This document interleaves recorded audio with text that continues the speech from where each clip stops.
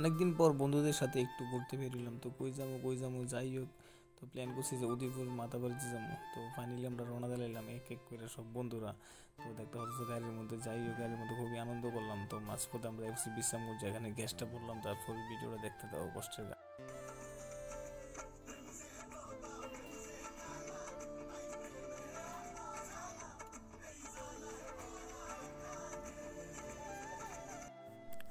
অনেকটা পথ অতিক্রম করার পরে ফাইনালি আমরা চলে আসি উদয়পুরে।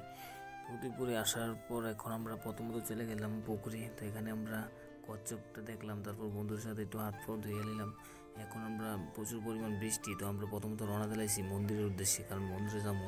যাই দেখুন যে এখানে বুক টুক দেওয়ার কোনো ব্যবস্থা আছে, যদি এরকম সিস্টেম থাকে তাহলে এখন আমরা দিব, কারণ কোনো সময় রাত্রে আসি না তার লাগিয়া। তো আমরা না বুক দেওয়ার কোনো সিস্টেম আছে কিন্তু দেখি। তো ভিডিওটা দেখো মায়ের মন্দির থেকে আমরা চলে আসি পেয়ারার দোকানে। এখানে এসে পেয়ারা নিয়ে আবার আমরা এখন মন্দিরে যাবো ভোগ দেওয়ার লেগে।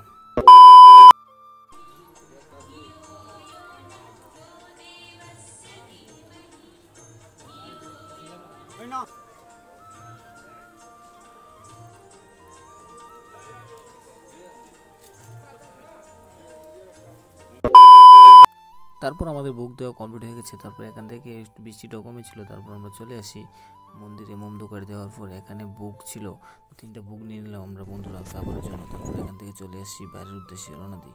তো ভিডিওটা দেখতে থাকো।